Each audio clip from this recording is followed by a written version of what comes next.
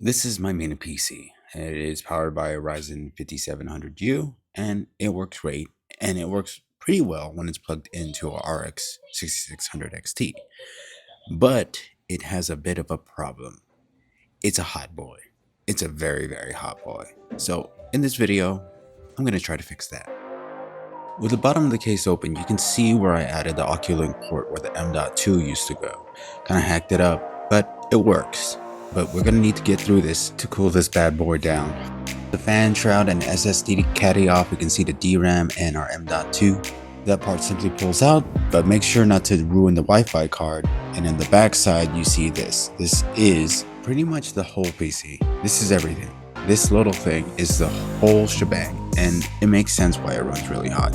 You got one blower fan and one set of fin stacks, keeping the whole thing cool. With the fan off, we see two heat pipes feeding into that one fin stack, and for the most part, this should keep the system cool, but when you're gaming, it's not.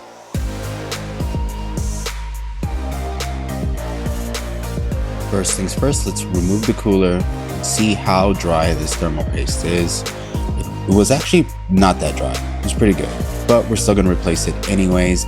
And fun fact, on the die itself, no markings whatsoever on this die, which is the first time I've ever seen something like this. And we are going to use this Arctic MX6 to keep things cool. I'm a big fan of a big dab and a smear method. Smearing is, a lot of you are going to be like, you just don't need to do this, but from my experience, it's always best to do a nice smear.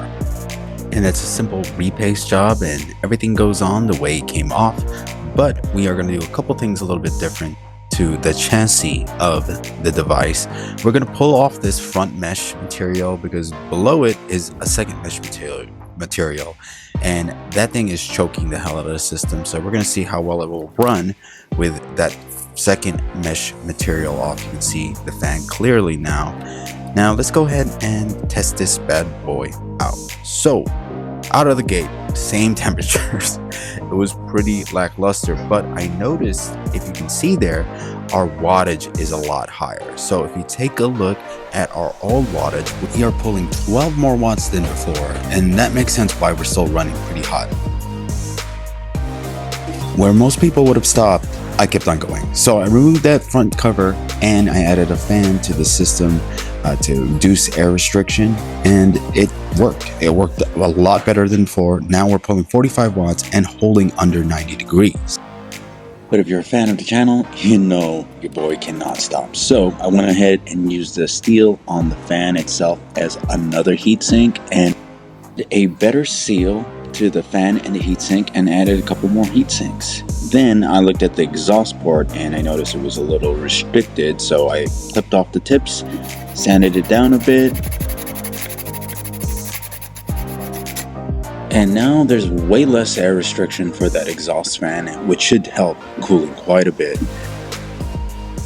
And for this next and final test, we have no fan on and we're doing just as good as we were before. Wattage is pretty low, so that makes sense why we're at 86 degrees here in Dragon Age Valgard. And all in all, I think this was a little fun project. This thing is running a lot better. I can get almost a solid 60 frames now in this game at 1080p because that CPU is the huge bottleneck. And you know, this mini PC runs hot, very, very hot. It's not very necessary to need fancy tools or a new case or anything to make your mini PC or any device run better. All you gotta do is help airflow. That's it. I think that's the whole point of this video. I did not need to add a thermal paste or new thermal pads and heat sinks. I could just needed to punch a hole in this bad boy. And as you can see, it's running way cooler, way higher wattage. We're holding 60 frames. So if you find this video informative, helpful in any way, please drop a like, hit the sub if you haven't already. This is the kind of shit I like to do, y'all.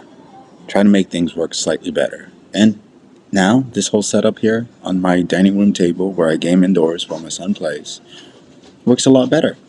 So thanks for watching. I'll catch you on the next one.